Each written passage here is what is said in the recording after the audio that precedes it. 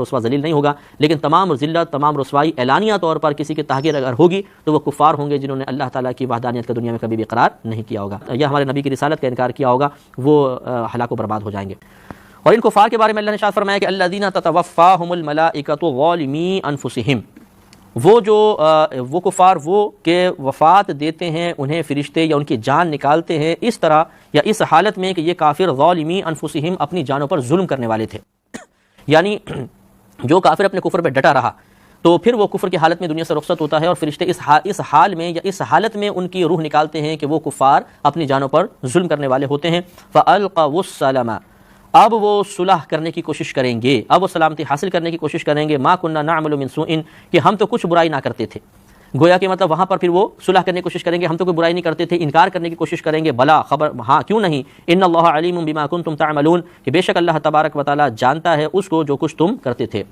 یعنی جب فرشتے ان کی روح نکالنے کی کوشش کریں گے تو اس وقت بعض کفار انکار کی کوشش کریں گے، اور عجائبات کو دیکھ کر اللہ ان کو توفیق عطا فرمائے گا، اور یہ بھی ان کی ذلت اور رسوائی کے لیے ہوگی کہ وہ کہیں گے کہ ہم تو کوئی برا کام نہیں کرتے تھے۔ اس وقت فرشتے ان کو یہ جواب دیں گے بلا ہاں کیوں نہیں، ان اللہ علیم بما کنتم تعملون، بے شک اللہ تعالیٰ ان باتوں کو جانتا ہے جو کچھ تم کرتے رہے تھے، تو فکر مت کرو، اللہ کی بارگاہ میں پہنچنے کے بعد تمہیں واضح طور پر دکھایا جائے گا، جیسے کہ ایک مجرم کی اگر ویڈیو بنا لی جائے تو چلا کر دکھائی جائے کہ دیکھو یہ تم کرتے رہے تھے نا، تو پھر اگر وہ واقعی شریف ہے تو وہ تسلیم کر لے گا کہ ہاں یہ برائی مجھ سے ہوئی تھی اور صحیح ویڈیو بنی ہوئی ہے اور اس میں کوئی مطلب جال سازی نہیں ہے۔ اسی طریقے سے میدان معاشر میں بھی ہوگا، جیسے تو موت کے وقت فرشتوں کو جواب دے دیں گے کہ اچھا اگر تم انکار کرتے ہو تو اللہ تعالیٰ سب جانتا ہے، تمہیں پتہ چل جائے گا۔ جب یہ میدان معاشر میں آئیں گے تو یہ آیات انشاءاللہ کچھ گزریں، کچھ مزید آئیں گی کہ اللہ تبارک و تعالیٰ کی بارگاہ میں پہنچنے کے باوجود بعض بہت جرأت مند ہوں گے، ڈھیٹ ہوں گے اور سرکشی کے اندر وہاں پر بھی چالاکی کرنے کی کوشش کریں گے اور صاف انکار کر دیں گے کہ اللہ تعالیٰ ہم نے کوئی تیری وحدانیت کا انکار نہیں کیا، ہم نے کوئی بتوں کی پوجا نہیں کی، ہم نے رسولوں کی کوئی تکذیب نہیں کی۔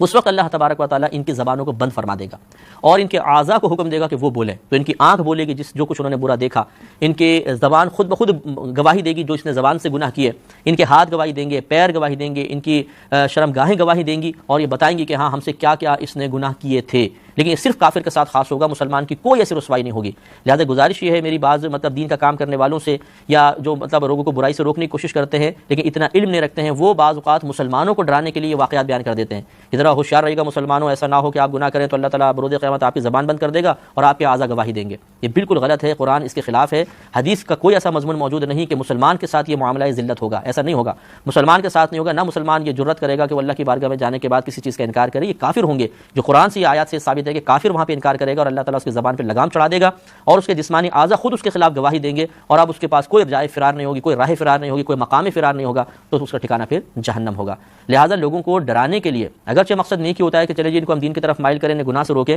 لیکن اس کے لیے ایک ناجائز چیز کا سہارا لینا قطعاً درست نہیں ہے۔ یہ بالکل ایسا ہی ہو جائے گا جیسے کہ کوئی ایک آدمی چوری کرے اور ڈاکہ مارے اور کہے کہ میں اس لیے کام کر رہا ہوں تاکہ غریبوں کی امداد کروں،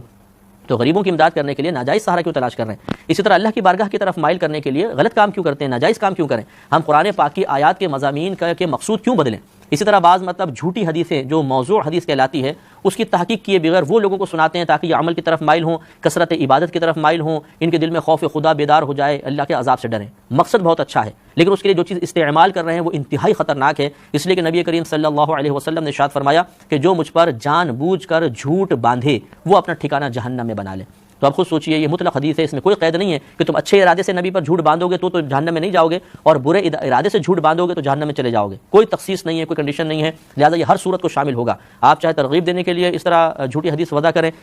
بیان کریں، تب بھی گرفت ہے، اور مطلب غلط مقصد کے لیے نبی کی طرف جھوٹ منسوب کریں تب بھی قابل گرفت اور دخول جہنم کا سبب بن سکتا ہے۔